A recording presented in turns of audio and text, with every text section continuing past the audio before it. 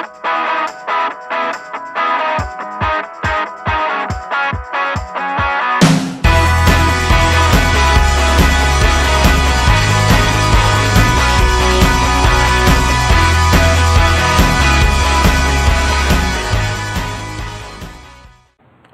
good evening and good weekend to you. This is David Van with Center Politics, and you're watching Weekend Report.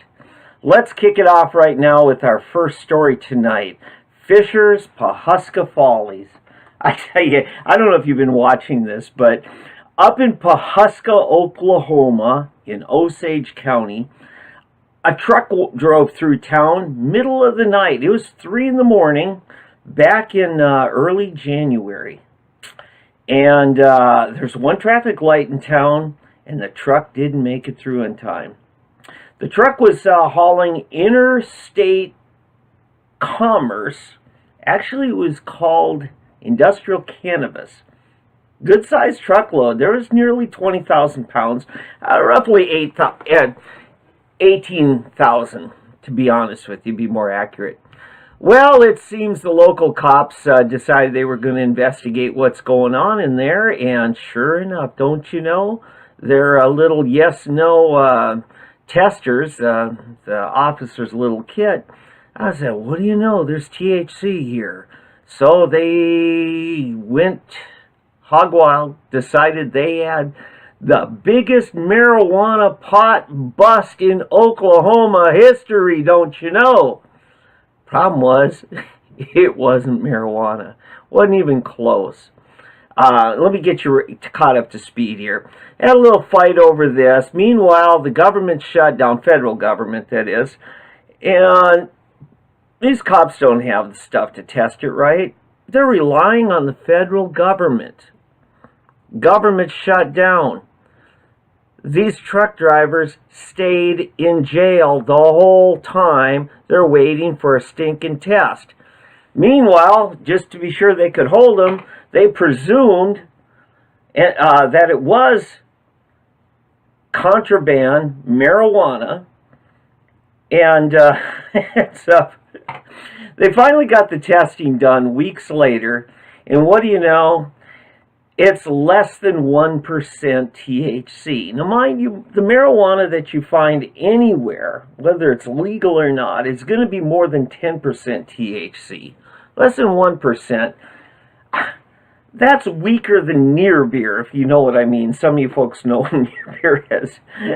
There are trace levels of THC.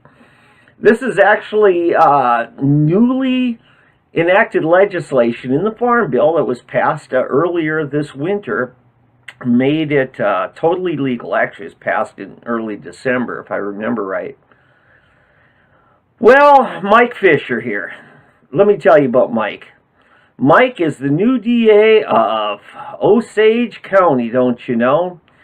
Seems he ran out the former DA, Rex Duncan, former state legislator. And now he's in charge. Except he really doesn't know what he's doing, folks. Ends up, he just put Oklahoma in violation of the constitutional rights of the states of Kentucky and Colorado. Because this is a truckload that was going from Kentucky to Colorado.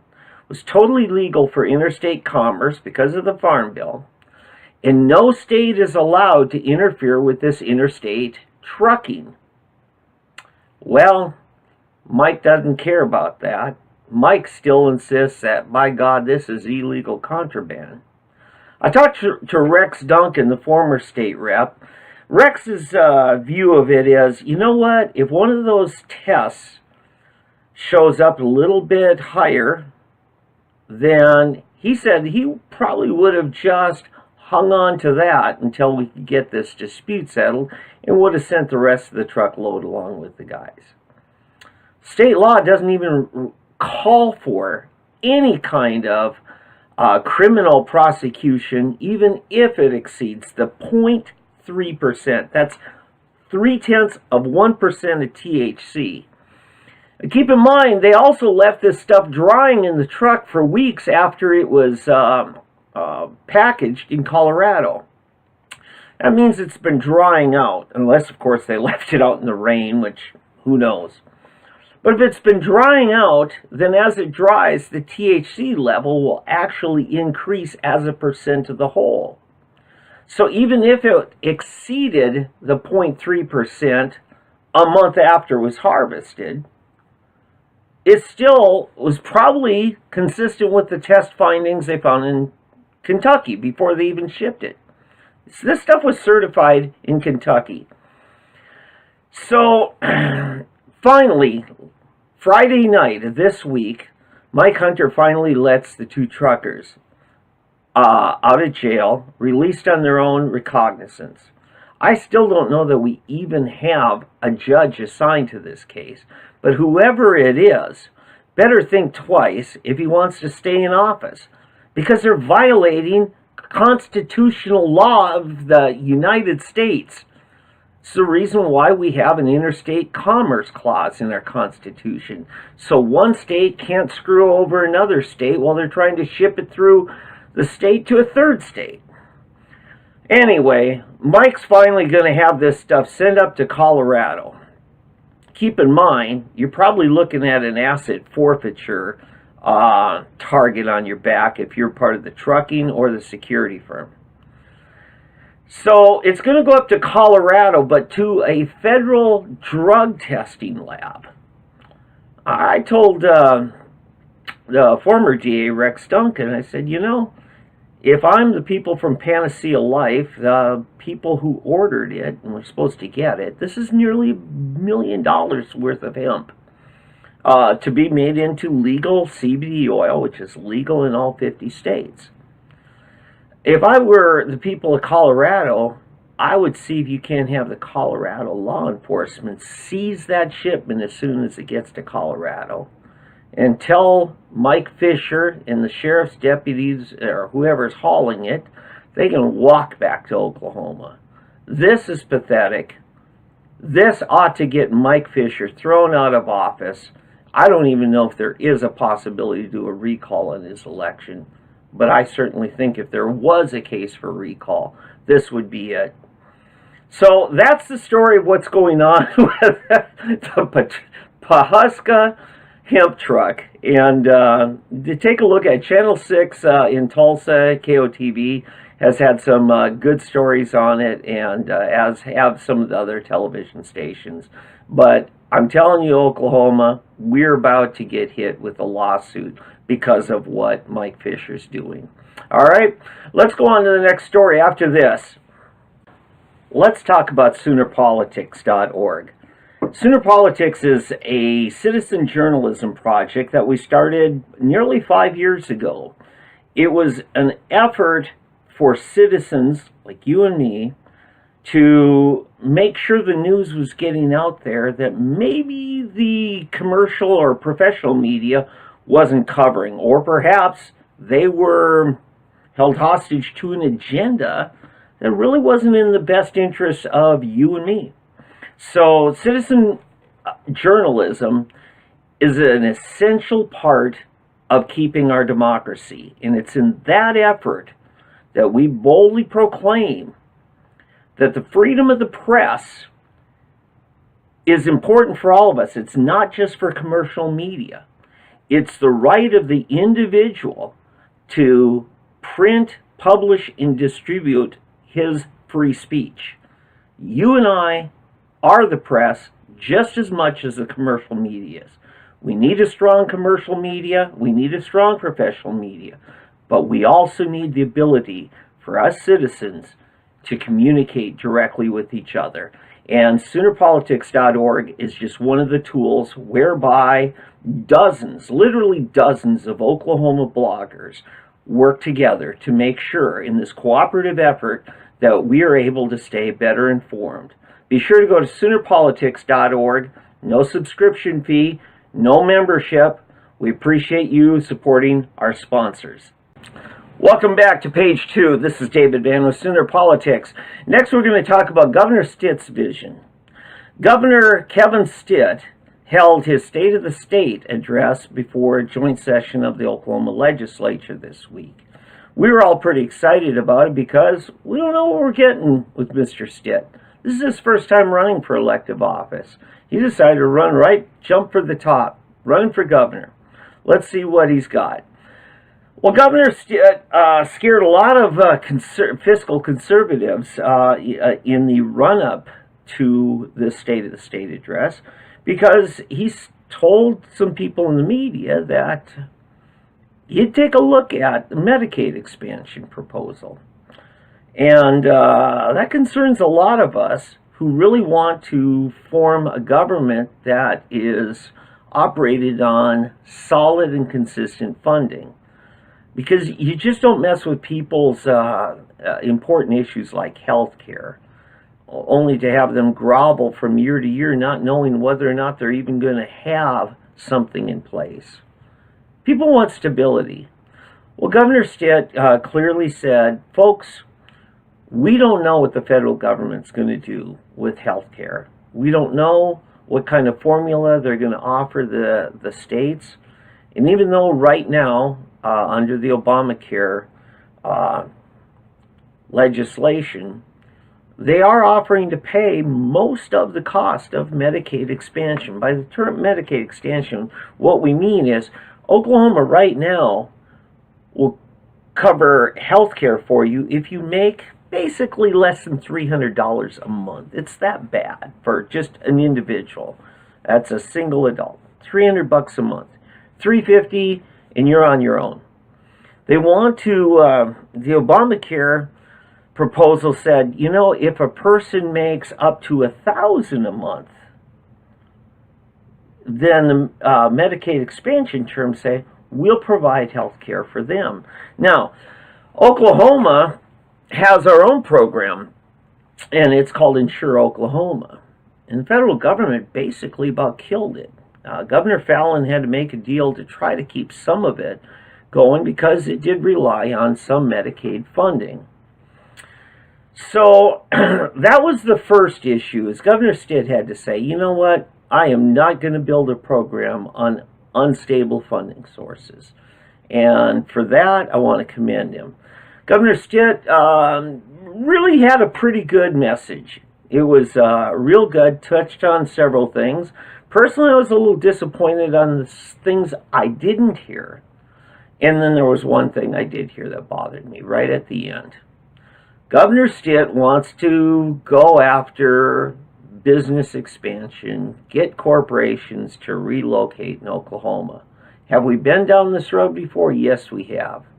The kind of people, the kind of companies, the kind of corporations you get usually in situations like this are the corporations who will play one state against another.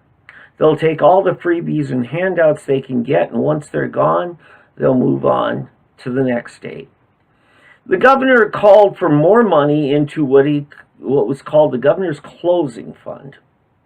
Governor's Closing Fund means let's take some of our hardworking Oklahoma citizens' tax dollars and put it in little kitties so we can help sweeten the deal to get big corporations to move here. Well, what's wrong with that? Well, I tell you what, next time you get your paycheck, why don't you just pull out some of the money, cash out of the bank, and go knock on your neighbor's door and say, hi, I just got paid. Do any of you need money? How many of you would do that? Of course not. But somehow we would let our legislature and our governor do that? Does that make sense? How many of you would say next time you're down at the store to the clerk, you sure that's enough? Why don't I go ahead and pay you some extra money for your corporation just to be sure you stay in business? Do you do that? Of course not. But this Governor's Closing Fund essentially is a form of crony capitalism where we sweeten the deal for the big corporations and then we pat ourselves on the back. Look what we did for the economy of Oklahoma. Meanwhile, you took money out of the mouths of kids who need better nutrition. You took money out of the schools that need better teachers, better pay, better curriculums, better facilities. You took money off of the roads and you made Oklahoma drive on potholes so you could give it to a corporation. Does that make sense? No. Governor Stitt, I'll give you an A- on your State of the State address. You had me going there. You had a straight A until you threw in that closing fund thing. You know, last summer I was down at the Capitol and I happened to have some extra time, so I was over talking to the Democrat House Minority Leader, Steve Copeland. And I just said, look, you might call me Tea Party Republican. And he said, Dave, the Tea Party, when it first started, it was just as much Democrat as it was Republican. I looked at him as a Democrat and I said, really? Tell me more. He said, oh yeah, Dave. He said, this isn't so much an issue of left versus right. The Tea Party was more the little guy versus the big guy. He said, the Tea Party revolt was all about government bailouts for corporations deemed too big to fail. Meanwhile, the mom and pop's business got screwed, got no bailout. And I looked at him and I said, sir, you are the first person in this building I've talked to who gets it. And you're a Democrat. Well, that ought to tell you folks something about where the people of Oklahoma are. We're not so much about left versus right. We're more about the big guy versus the little guy. And quite often, all the parties forget the little guy because we don't fund their campaigns for re-election. That's really what it's about. And now this, we'll be back with page 3. Let me take a moment to tell you about Triad Heat and Air Company here in Tulsa, Oklahoma, serving northeastern Oklahoma for several years now. Ted Smith is a fine businessman who operates by the old-fashioned ethic of treating others the way you want to be treated. In fact, sometimes going beyond.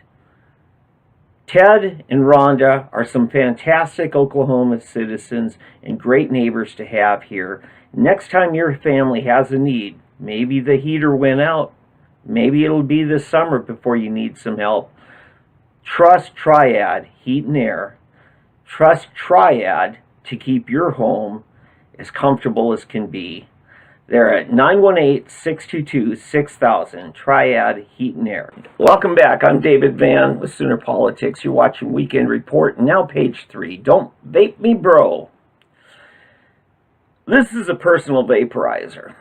Now, I'll be honest, it's been used primarily by people who either can't smoke in a particular place or want to try to quit smoking cigarettes, want a healthier version while they're still trying to get off nicotine, or it's for the delivery of something other than nicotine and tobacco products altogether. It's a personal vaporizer. These operate using kind of a gel liquid that is heated up, usually with a pretty strong lithium battery, and it creates a steam out of this substance. And it's inhaled. It's not, there's no flame. There's no fire. This is truly a liquid-based, steam-based release of whatever it is that you're deciding to medicate yourself with. And lately there's been an uptick in kids actually deciding to get into vaping and picking up a nicotine habit where they didn't have one. So personal vaporizers are a very good thing, but like any good thing, they can be abused. I know some people at the Capitol who are using a vaporizer because they still haven't kicked their tobacco habit. You see, even if you are getting a full strength of nicotine, by using an e-cigarette or a vape or vape device, you're not getting the hot tar that you would have gotten. And for that reason, much of the health risks of conventional smoking are gone. but your addiction still remains. Nicotine is a very addicting substance. Others are using it in concert with their doctor's recommendation if they're being recommended to take medical marijuana. It's a much safer version in some ways than smoking marijuana, and yet it delivers the medication in ways that are optimal for inhaling rather than ingesting. Now I'm going to get to my point. Senator J.J. Dossett, Democrat from Owasso, had been a career educator. His father was a very well-known, well-liked school principal there in Owasso. And Owasso, like basically every school district in Oklahoma, every school board in Oklahoma, has a policy against kids carrying these vape machines on campus. It gets you in trouble, okay? As it should. However, that's not enough for J.J. Dossett. He wants to turn our legislature into one giant school board, and he wants to make it a crime to be found with one of these vape devices on school grounds. It's overkill, folks. This is not the role of our legislature. It's the role of the local school board and how they handle this. What's going to be one of the most difficult problems from this is it's going to impact everything that ever happens on school grounds. If you're at a football game, if you're delivering supplies to the school cafeteria, yeah, you too, truck drivers, delivery personnel, mail delivery, contractors, everybody in the community who sets foot on school grounds, if you have such a device, you are going to be prosecuted. Now, what's going to happen to you? Up to a year in jail. Up to a year in jail. Would a high school kid get a year in jail for this? Probably not. They get juvie. They might get suspended. Might get worse. But the real punishment for this is not going where it's supposed to be. They're going to go after adults. If your church rents a high school auditorium for Sunday services, this will impact you. Is that the intent? Is that what we really need? Or should we let the school boards handle this in their own way and let the communities decide how they want to handle it? I say J.J. Dossett's bill needs to die. Unfortunately, it was the very first bill to pass out of committee last week. I think it needs to die. I think we need to let the school boards be the school boards. We got bigger issues to deal with, J.J. Dossett, and you need to stop what you're doing. There are healthy ways in which a vape device will do a lot to help people's health rather than harm them. You don't think there's any redeeming value, and I think you are wrong, Mr. Dossett. And we'll be back with page 4 after this. When's the last time you were in an old-fashioned carpenter shop? Well, it's been a while for me too. But let me tell you some of the quality you'll find when you go to thecarpentershop.net, serving Central Oklahoma. If you're sick of the cheap, junky, contractor-grade cabinetry that came with your home, or that maybe somebody just threw in on a cheap insurance disaster recovery project, next time you want good cabinets, the next time you want something that says something about the quality that you put in your home, contact thecarpentershop.net. Al and the team work with all the finest woods, all the finest finishes, and all the best designs, from traditional to contemporary. Thecarpentershop.net. Let them be your source the next time you want to make a better statement in improving your home. Carpentershop.net. Good evening. Welcome to Sooner Politics Weekend Report. I'm David Ben Risickham. Glad you're joining us. We're back for page 4. Cannabis statutes are coming. This week, we're going to see some things happening in the legislature. Actually, on Wednesday is going to be a unique day. You see, the health department last summer finally came up with a basic set of emergency rules. These rules were needed because State Question 788, written by the people of Oklahoma, voted on and passed into law by the people of Oklahoma, had certain gaps in it. We knew they were there, and we knew that the legislature is going to eventually have to deal with it. But until the legislature could meet, the health department is empowered to set perimeters, rules, guidelines, workable structure within the statutory language of 788. Not allowed to go beyond it.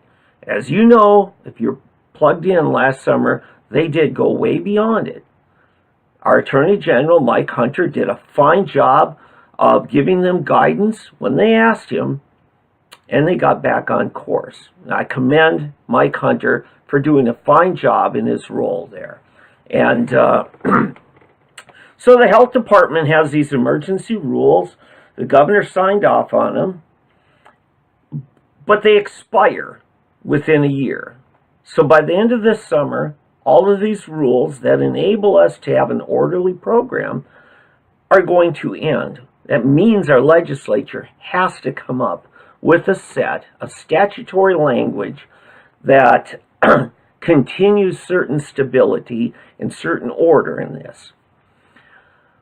Well, I was invited to collaborate with a number of people who've been advocates for this expansion in homeopathic medicine in Oklahoma late last summer to come up with some language on this. I reviewed some things, had a couple of suggestions in there, but I didn't have a very big role in it at all.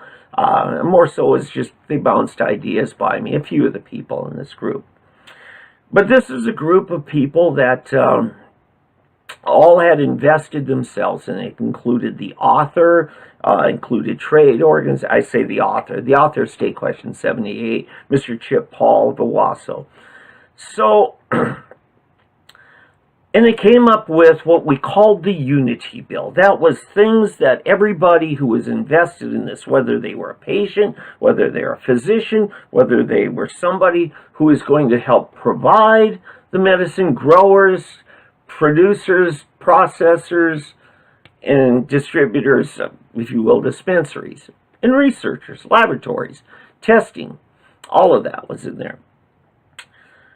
Well, they didn't act on it. We were in the middle of a re-election, and there were a number of things going on, and they decided, you know what, this is good enough. We can wait on the rest of it, and now here we are. So this Wednesday, this group, bicameral interim study on medical marijuana, yes, some have called it Joint Commission, they had met. Now they're going to meet this Wednesday morning, and I think there's going to be a discussion of this and then an up or down vote. Will this committee, will this interim study group recommend to the broader legislature for passage of this? This is a group of senators and state representatives. There's a few from the interim study that won't be there. One in particular, I'm thinking, Steve Copeland, Democrat leader, because he was later defeated in the general election. But other than him, I think everybody else is still on board.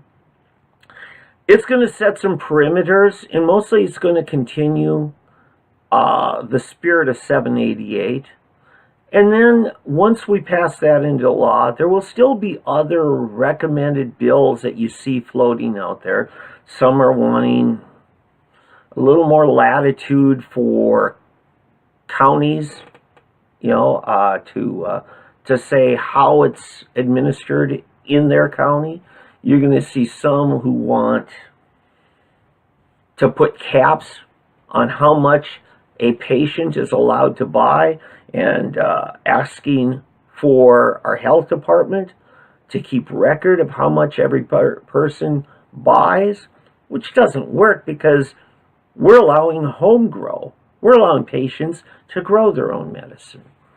Brilliant move, brilliant move. One of the best things about Oklahoma's law, instead of giving entitlements to people who are needy, we're giving empowerment to them to provide and grow their own medicine. I think it's a brilliant move, but one of the bills will eventually put in jeopardy whether or not people have the means to be self-sustaining and independent.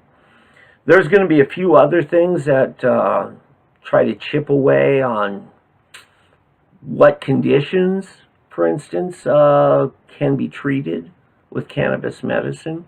Some things that are going to say, where you can have a dispensary, a greenhouse, a processing lab. There's going to be, there's just a bunch of things. And I think the legislature will have to follow the regular rules and process in dealing with all this. But what we're going to do this Wednesday is begin the process of getting consensus on the core rules. What's happened since August 25th, the day this rolled out? Well, a whole lot of nothing surprising. Fact is, I think there's a lot of people who are against this, or maybe a little bit disappointed that it has been so orderly. I think there are a lot of people just waiting to point to whatever little hiccup there was and say, aha, see, this is more disorderly conduct. Oklahomans can't be trusted. We need to clamp down. We need prohibition. No, I think what we're seeing now is the emergence of a number of patients whose lives are getting better, their quality of life. They're learning to live better with their conditions, many of which really can't be cured. But the problems can be alleviated. If you've got a nausea issue, if you've got a chronic pain issue, if you've got fibromyalgia, if you've got post-traumatic stress, generalized anxiety, panic attacks, all these things, does it cure it? No. Does it make it easier for you to live with your symptoms while you're continuing to get therapy and learning coping skills? Absolutely. Absolutely. I'm one person that was absolutely a big fan of the drug war back in the 80s and 90s. As recent as 6 years ago, I was stuck on the drug war, which is a big failure, and it's been a costly failure. And it's time we start addressing people's issues and maybe try to be a little bit of help to them instead of being ready to throw them in jail and say, you bad, bad, bad, bad, bad person. So I'm excited about this. I know that puts me at odds with maybe you or maybe some other people you know. But this is who I am. This is what I believe. We'll be back with page 5 after this. Do you ever get the sense that the business of staying healthy is sometimes being co-opted by major pharmaceutical corporations? Yeah, I do too. In fact, some of the best medicines are not the ones that have a patent exclusivity for one company. And New Wellness is one of those companies here in Oklahoma that is actually going back to rediscovering some of the old medicines, the homeopathics, the oils, the plant-based medicine. I want you to, next time you have a health need, look to naturopathic means to take care of yourself. In fact, you might just save yourself a lot of health problems by proactively working with all of the tools of homeopathy. Go to newwellness.com. That's GNU wellness.com. 918-949-6699. Welcome back to Sooner Politics Weekend Report. This is David Van Rissingham. I'm glad you're joining me. This is page 5. Let's finally get to this point tonight. The Oklahoma Republican Party, or the Grand Old Party, the GOP, is getting ready for a series of elections. In fact, some of them happen today. Many county Republican Party leaders are being elected. Congratulations, my friend Rob Ford out in Creek County, former mayor of the city of Mound, is now also the Creek County GOP chairman. What you've got here is a couple of people that are running for their executive offices. David McLean, who I've introduced you to earlier. David here in the glasses furthest from me is running for state party chair. I, like Governor Stitt, like David McLean. He is currently unopposed for the state chairman of the Republican Party of Oklahoma. Next to him is a young man that would really surprise you if you got a chance to talk to him. That's Mike Turner, former state representative from Edmond in northern Oklahoma County. Mike has spent the last couple of years, taking care of his mother with a very, very severe health condition. She's doing better now, thank you. He appreciates everybody who's been praying for her. But he's ready to re-engage in his Oklahoma Republican Party. He worked really hard on the Trump campaign. He looks like he just came in from hunting, and he might have been on Matt Pinnell's quail hunt. I don't know. That was going on this weekend, not too far away. But Mike's a young man, just turned 30. He's very sharp, very, very sharp. He understands what he believes, solid conservative, with a keen sense of restoring liberty in Oklahoma. I support Mike. Now, there also is John Roberts. John, who, of course, was part of David Weston's GOP organization back in 2013 to 2015. John Roberts was basically ran the office day to day there at the state headquarters. He's a sharp guy, knows the party well. He's also running. But this is what we are looking at right now, and I'd encourage you to get to know all the candidates. Why am I showing this picture? I met with both these fellas today and had the honor of introducing them to each other at the Creek County Republican Convention. So get to know all of them. Take part in your state convention, your county conventions. Help make Oklahoma better, regardless of what your political affiliation is. Get involved. Until next week, this is David Vanches for Sooner Politics Weekend Report, wishing you and your family the very best. Good night.